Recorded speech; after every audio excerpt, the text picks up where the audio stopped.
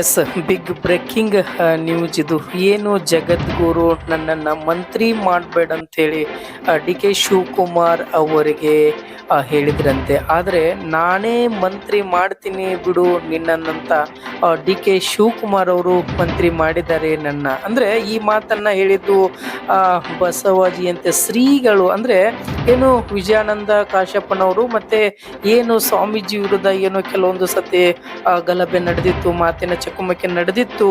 ಅಂದ್ರೆ ಯಾವ ಮಟ್ಟದಲ್ಲಿ ಹೋಗಿತ್ತು ಅಂದರೆ ಸಚಿವ ಸ್ಥಾನವನ್ನ ಕೊಡಕ್ಕೆ ಹೋಗಬೇಡಿ ವಿಜಯಾನಂದ ಕಾಶ್ಯಪ್ಪನವರಿಗೆ ಅಂತೇಳಿ ಏನು ಮೃತ್ಯುಂಜಯ ಅವರು ಹೇಳಿದ್ರಂತೆ. ಅದನ್ನ ಈಗ ಖಾಸಗಿ ಒಂದು ಕಾರ್ಯಕ್ರಮದಲ್ಲಿ ನೇರವಾಗಿ ವಿಜಯಾನಂದ ಕಾಶ್ಯಪ್ಪನವರು ಅದನ್ನ ತಿಳಿಸಿರುವಂಥದ್ದು. ಇದು ಒಂದು ಬಹಳ ಒಂದು ಯಾಕೆ ಈ ರೀತಿ ಆಯಿತು, ಏನಾಯ್ತು ಅನ್ನೋ ನೇರವಾಗಿನೇ ಚಾಲೆಂಜ್ ಮಾಡಿರುವಂಥದ್ದು ಅಂತಾನೆ ಹೇಳ್ಬೋದು. ಯಾಕೆಂದ್ರೆ ಇಂಥ ಒಂದು ವಿಷಯಕ್ಕೆ ಯಾವ ರೀತಿಯಾಗಿ ಒಬ್ಬ ಉನ್ನತ ಸ್ಥಾನದಲ್ಲಿ ಇರುವಂಥವ್ರಾಗಿರ್ಬೋದು, ಆಮೇಲೆ ಕಾವಿ ಬಟ್ಟೆ ಹಾಕೊಂಡು ಈ ರೀತಿ ಮಾತಾಡೋದಾಗಿರ್ಬೋದು ಅನ್ನೋದು ಕೂಡ ಇದು PMTV ಕರ್ನಾಟಕದಲ್ಲಿ ಬಿಗ್ ಎಕ್ಸ್ಕ್ಲೂಸಿವ್ ಮಾಹಿತಿ ಅಂತಾನೆ ಹೇಳ್ಬೋದು. ಯಾಕೆಂದ್ರೆ ಈ ಕಾರಣದಿಂದಾಗಿ ಸುಮಾರು ಸಾಮಾಜಿಕ ಆಗಿರ್ಬೋದು ಬೇರೆ ಒಂದು ಗೊಂದಲಗಳು ಉಂಟಾಗುತ್ತಾ ಇನ್ನು ಮುಂದೆ ಅನ್ನೋದು. ಅಂದ್ರೆ ಆ ಬಾಗಲಕೋಟೆಗೆ ಒಂದು ಬೇಕಾಗಿರುವ ಸಚಿವ ಸ್ಥಾನವನ್ನು ನೀಡಿದಾಗ ಅಂದ್ರೆ ಜಗದ್ಗುರುಗಳೇ ಸ್ವತಃ ಡಿ ಕೆ ಶಿವಕುಮಾರ್ ಅವರಿಗೆ ಸಚಿವ ಸ್ಥಾನವನ್ನ ಕೊಡಕ್ ಹೋಗಬೇಡಿ, ಮಂತ್ರಿಯನ್ನ ಕೊಡಕ್ ಹೋಗಬೇಡಿ. ಆದ್ರೆ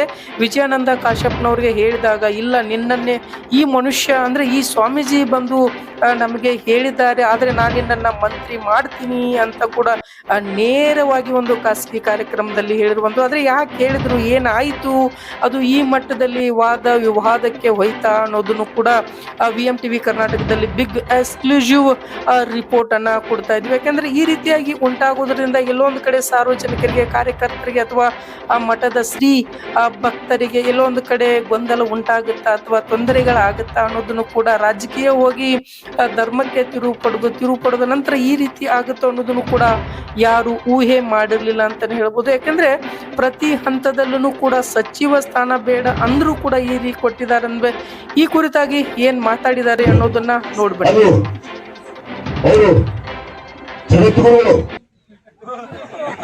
ಜಗದ್ಗುರುಗಳು ಹೋಗಿ ಏನನ್ನು ಮಾಡುವ ಅಂತ ಡಿ ಕೆ ಶಿವಕುಮಾರ್ ಅವ್ರಿಗೆ ಹೇಳಿದ್ರಂತ. ಅವ್ರು ಹೇಳಿದ್ರು ಮುಖ್ಯಮಂತ್ರಿಗಳು, ನೀನ್ ಮಂತ್ರಿ ಮಾಡ್ಬೇಡ ನೋಡುವ ಅವ್ ಮಾಡುವ ನೀನು ಮಾಡ್ತೀನಿ ಮಂತ್ರಿ ಅಂತ ಹೇಳಿ ಯಾರ್ಯಾರು ಹೋಗಿ ಹೇಳಿಲ್ಲ, ಅದಕ್ಕೆ ಮಾಡ್ತೀನಿ ನನಗೆ ಅಂತ ಹೇಳಿ ಮಾಡ. ಈಗೇನ್ ಮಾಡ್ತೀಯಪ್ಪ ಜಗದ್ಗುರು, ನಿಮ್ ಜಗದ್ಗುರು ನಿಜವಾಗ್ಲೂ ಹೇಳಕತ್ತೆ, ಸುಳ್ಳಲ್ಲ. ಎದಕ್ಕೆ ಹೋಗಿತ್ತು ಅರ್ಜೆಂಟ್ ನೋಡಿ, ಈ ಸರ್ಕಾರ ಇರುವವರೆಗೆ, ಕಾಂಗ್ರೆಸ್ ಸರ್ಕಾರ ಇರುವವರೆಗೂ ಯಾವುದೇ ಮುಖ್ಯಮಂತ್ರಿ ಮನೆಗೆ ನಾವು ಹೋಗುದಿಲ್ಲ ಅಂತ ಪ್ರಮಾಣ ಮಾಡಿದ್ದಲ್ಲಪ್ಪ. ನಿನ್ನ ನೈತಿಕ ಮಟ್ಟ ಏನೈತಿ? ನಿನ್ನ ನೈತಿಕ ಮಟ್ಟ ಏನೈತಿ? ಯಾವ ಬಟ್ಟೆ ಹಾಕೊಂಡಿದೆ ಅದಕ್ಕೆ ವಿಧಿಗಳಾಗಿದೆಯಾ? ಯಾವ ಬಟ್ಟೆ ಹಾಕೊಂಡಿರ್ತೀವಲ್ಲ ನಾವು, ಈಗ ರಾಜಕಾರಣಿಯಿಂದ ಬಿಳೆ ಬಟ್ಟೆ ಹಾಕೊಂತೀವಿ, ಆ ಬಿಳೆ ಬಟ್ಟೆಗೆ ವಿಧೇಯ ಆಗಿರ್ಬೇಕು.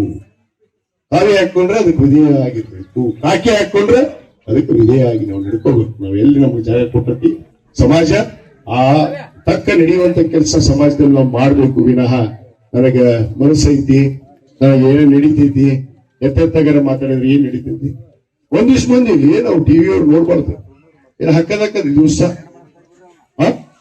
ನೋಡಿದ್ರಿಲ್ಲ, ಫೇಸ್ಬುಕ್, ವಾಟ್ಸಪ್, ಇನ್ಸ್ಟಾದಾಗ ಚಲೋಗಿದ್ವಲ್ಲ ನ್ಯೂಸ್ನವ್ರು ಯಾವ್ದೋ ಒಂದು ಹಿಡ್ಕೊಂಡ್ಬರುದು, ಅದನ್ನ ಹಾಕಿದೆ ಇದನ್ನ ಹಾಕಿದೆ, ಒಟ್ಟು ಮಾಡ್ಬಾರ್ದು.